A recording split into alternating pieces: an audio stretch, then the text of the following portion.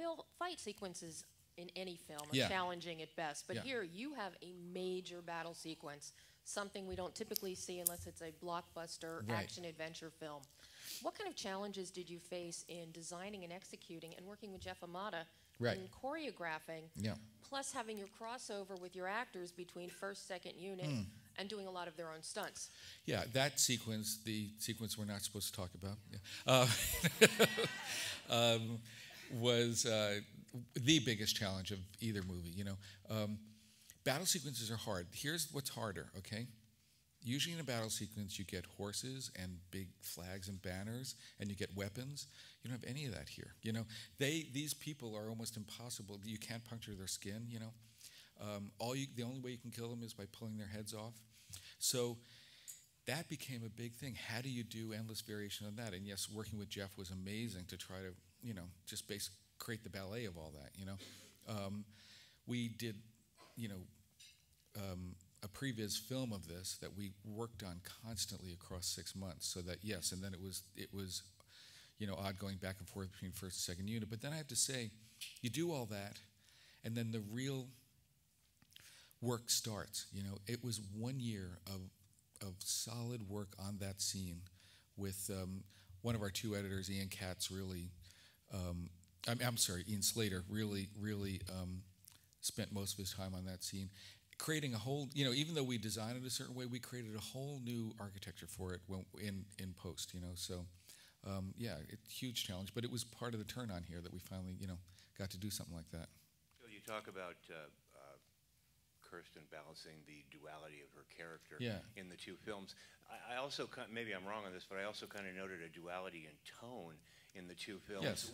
This one seems a little bit more self-aware, a little bit more humor. How did you do that when you were filming them both at the same time? And also, how do you balance that humor with the seriousness? Right. No, I think, I'd put a clip in from one of my favorite movies, Bride of Frankenstein, in the first movie, and it seemed to me that was a model for a movie that is very scary, but always, it's not about a wink, but it's about remembering that this is young adult fiction, and that there's it's not the world of Batman. It's got a different tone. And Michael Sheen to me perfectly embodies that. Because I think he's crazily scary, but also there's something that's very enjoyable about him at the same time. In terms of the tone, I think that the first act of this movie, the first half hour, up until the point when Charlie gets reintegrated into their lives, is very much part of that first movie. It really is the completion of Bella's story. And then you're right, the whole plot that takes over and Arena and the reintroduction of the vampires really made it into a different kind of, it's an epic action movie with vampires, and vampires, at least some of them have to be funny because they're so strange. Hi. Hello. Bill, when we talking about the breaking down, part one and part two, did you at the beginning you conceive as two parts, or it was always like that? Always like that, since I was involved, yeah. And did you film everything, Together. Together? Yes. Oh, okay. Yeah, so we made it as one movie, Easy. Yeah. So that scene, the unmentioned scene, was shot actually 2 years ago. Yeah. Thank you. Yeah. Hey, there's so much vampire lore in this one, and just a lot more content than typical with the Twilight series and the relationship storyline. How did you balance that? And do you think this is one of the ones that vampire lovers should definitely see of the series? I think so. I have to say that's what drew me to Twilight when I first saw it.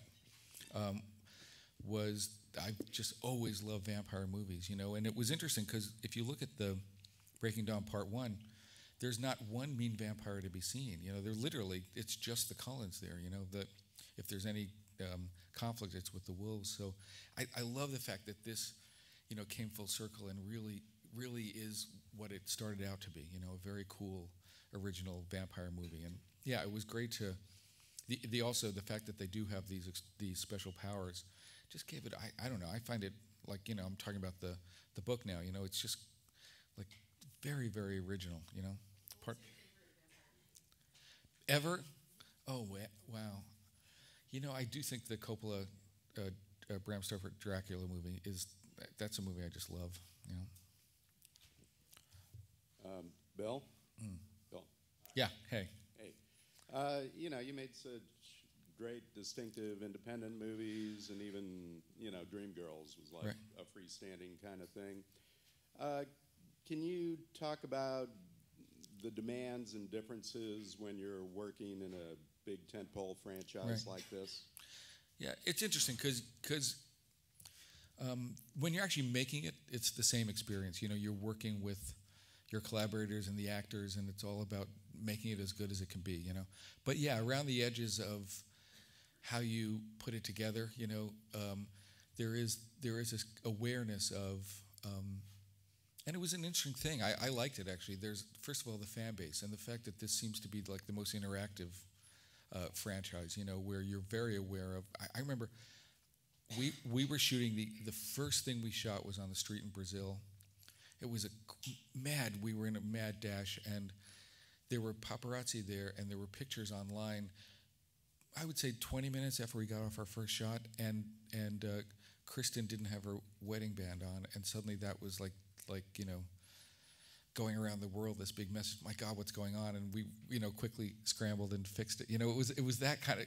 That's how kind of connected the base is. You know, so I found that really actually kind of great the whole time. You know, there's sometimes tension because you are being not literally true to details in the book. You know, but mostly it's been. I've been very aware on this movie as opposed to other movies that you are making it for people who love it. And anything on the production side, dealing with the studio? No, they're pretty. You know, some it's not a big studio. You know, I don't think they treat. And I have to say, in production, these movies, they were still made on 50-day schedules, very much like the other movies. They don't become these big bloated things. You know, they're a scrappier group of people.